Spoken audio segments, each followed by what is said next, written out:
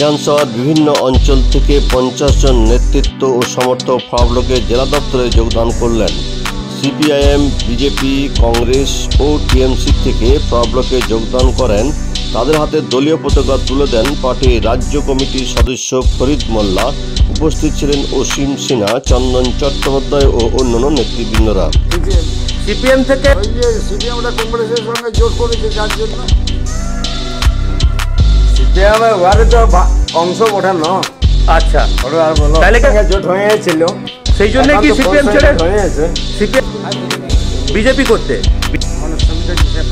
আচ্ছা, forward block বাম রাজনীতিকে ভারতবর্ষে যখন মানে বামপন্থার সংকট, সেই সংকট এবং যাদের বিরুদ্ধে যে লড়াই, সে লড়াই কংগ্রেসের বিরুদ্ধে লড়াই, পুঁজিবাদীদের বিরুদ্ধে লড়াই, বিজেপির বিরুদ্ধে লড়াই, এই যে লড়াইয়ের শ্রমজীবী মানুষ, খেটে খাওয়া মানুষের পক্ষে ফরওয়ার্ড ব্লক এই পুরুলিয়া জেলার মাটিতে জল, জমি, জঙ্গলের অধিকার, আদিবাসীদের অধিকার তা আদায় করার জন্য আন্দোলন করেছেন। এবং সেই আন্দোলনকে দেখেছেন এক সময় দেবেন মাহাতো যখন এখানকার এমপি ছিল, তখন জমিদারের বিরুদ্ধে শ্রমজীবী মানুষের মানে ক্ষেত মজুরের যে লড়াই, জমির লড়াই নেতৃত্ব দিয়েছেন তদানীন্তন জননেতা অশোক ঘোষের নেতৃত্বে পুরুলিয়ার মাটিতে পাড়ায় মাটিতে গিয়ে সেই আন্দোলনকে প্রসারিত করতে। এবং হঠাৎ করে আমরা দেখলাম যে পুরুলিয়ার আসন এবার বামফ্রন্টের পক্ষে নয়, এবার বলছেন বামফ্রন্ট মনোনীত নয়।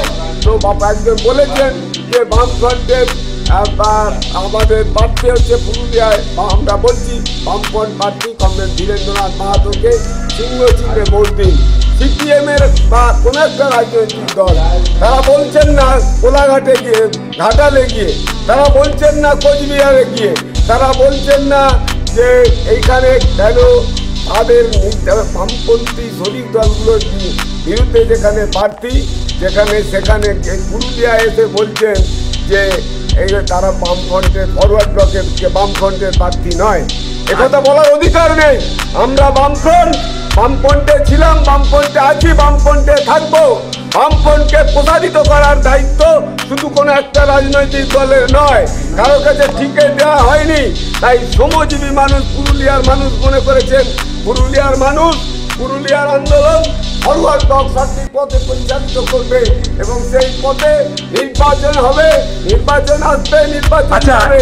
মাত্র পুরুলিয়ার মাটিতে নয়, জেনে যান ফরওয়ার্ড ব্লকের এই যোগদান সারা পশ্চিম বাংলা জুড়ে আগামী দিনে অব্যাহত থাকবে। কারণ আমরা মনে করি সুভাষবাদী হচ্ছে একমাত্র শোষিত মানুষের বাঁচার একমাত্র পথ।